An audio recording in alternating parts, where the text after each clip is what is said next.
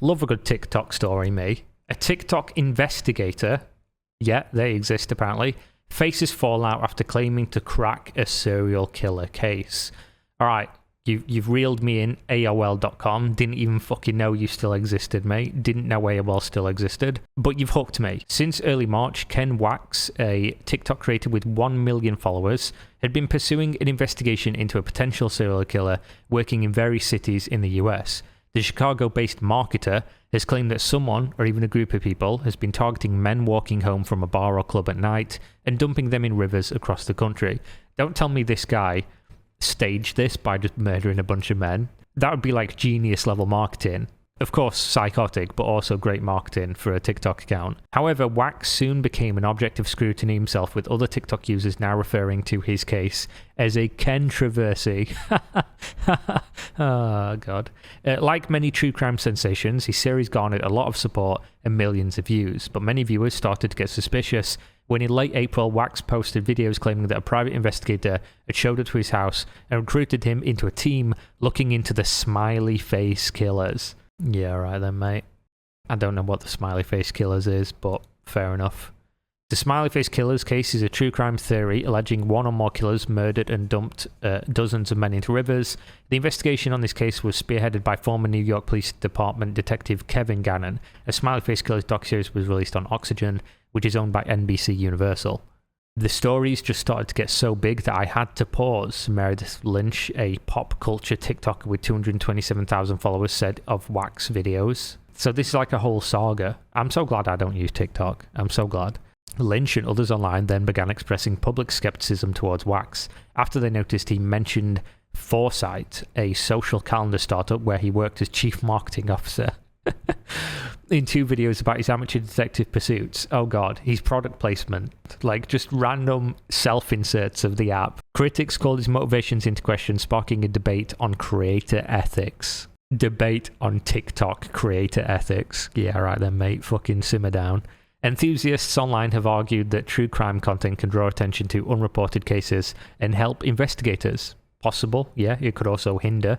However, critics of so-called TikTok sleuthing have grown wary of the genre because they argue creators may inhibit investigations, exacerbate families' pain, and capitalize on other people's traumas. Yeah, of course, yeah.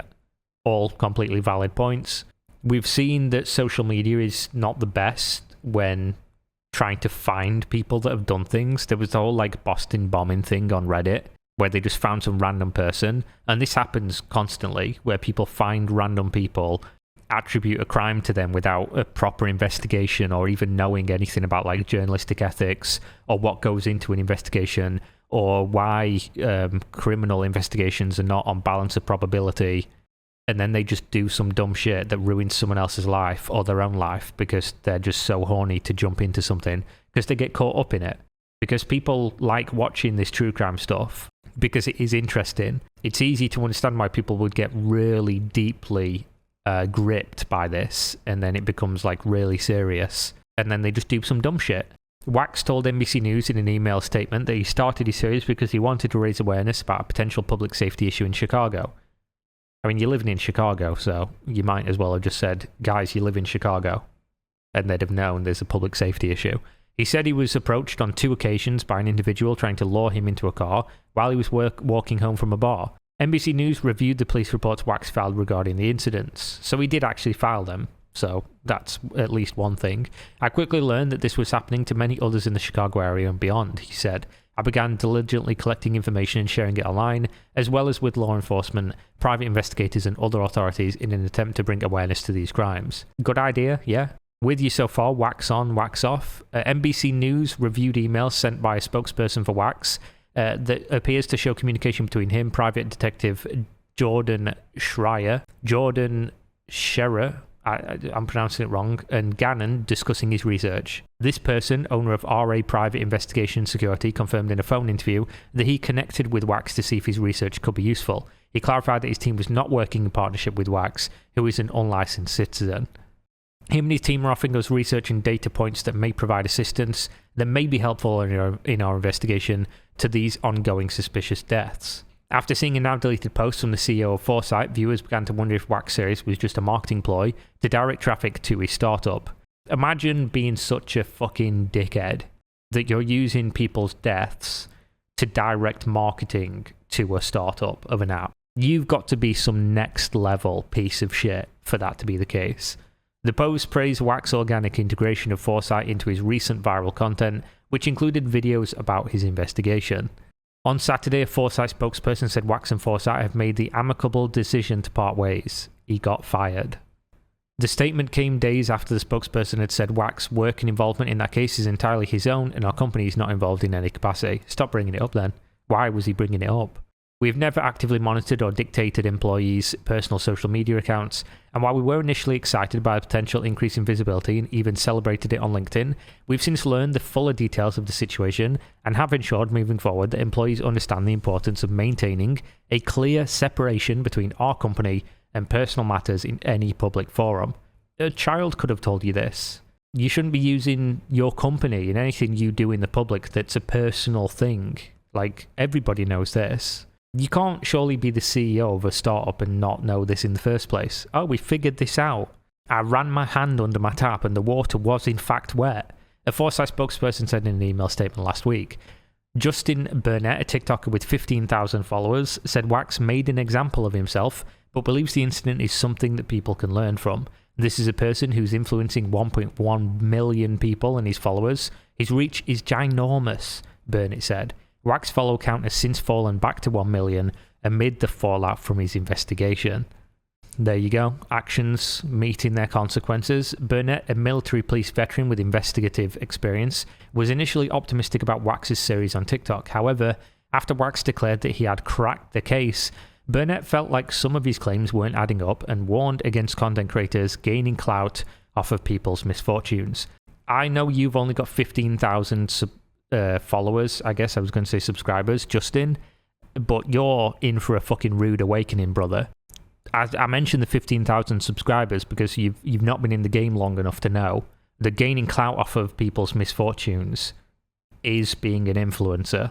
That's just what you do. You best get on it, mate. You better start going in public and kidnapping people and beating people up and pretending that you didn't do it, and then so that you can get some clout, or just lying about everything, pretending to have random diseases that are going to kill you, pretending your house burnt down, crashing your plane, just doing something, to get your rookie numbers up. That's how you become a veteran influencer. Honesty, sincerity, and being a normal fucking person. Truly, truly useless in the world of influencer culture. When you do things like this, you actively impede the logistics of police, he said. They're going to get people who get hysterical, tip lines get flooded, and it's so hard to sift through that information. True. Burnett also said that videos like Wax can be insensitive to grieving families who are still looking for answers about their deceased loved ones. Burnett said creators need to ask themselves, is what I'm doing causing harm? But they're not going to, because the majority of the time they look at their numbers instead and think, I don't give a fuck. If they even think about it, because it's easy to put it to the back of your mind and then just do what's going to make you successful. Burnett, Lynch and other critics, and I'm not saying, by the way, that you can't talk about something if it's ongoing or if it's hurt somebody or whatever. There's just a manner in which you can do it. A time at which you can do it. And obviously if you're doing it as it's a current event on TikTok and promoting products while you're doing it, you're not doing it for the right reasons, you're not doing it the right way. You are basically just a fucking leech, you're a parasite. Burnett, Lynch and other critics have argued that Wax's videos are harmful to the families of the deceased men, included in his investigation. Jane Pohill, whose son Jay died in 2010 in Chicago, attests to this. Since her son's body was found in the Calumet River in Chicago 13 years ago, Pohill has been searching for answers about his death. She stumbled upon Wax's series while scrolling on TikTok one day, and she thought Wax could help her. My husband said, don't get your hopes up, Pohill said in a phone interview. Because when you get your hopes up, it just seems like in her experience you're going to be disappointed. The harshest fucking reality of life, yeah. When you're in a situation like this where there is basically no hope, the person you love has already been lost, like, it's probably easy to jump at any kind of potential lead. But the reality is, if it's been ongoing since such a long time, 2010, it's a glimmer, right? It's a small amount. Still, Pohill emailed Wax information about her son, and she said she noticed that he added Jay's name into his public database. However, she said her emails were left unanswered.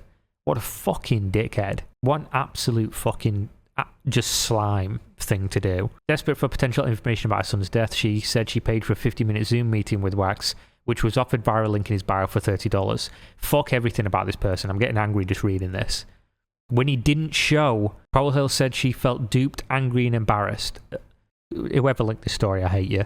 A spokesperson for Wax said he missed his appointment because of a defunct calendar and contacted the mother to apologise. The link to buy time on Wax's calendar appears to be taken down. He was absolutely willing and wanted to meet with her, a representative for Wax said. Let him speak for himself. He's a fucking grown man. Actions, consequences. You're allowed to speak for yourself at this point. You did this. Powell Hill confirmed that Wax apologised and that she received a refund. However, she said she didn't believe Wax's investigation was truthful or sincere. She added that she hopes that other parents didn't try to get his help. Powell Hill said she believed a more ethical way to approach true crime is to loop in the affected families from the start.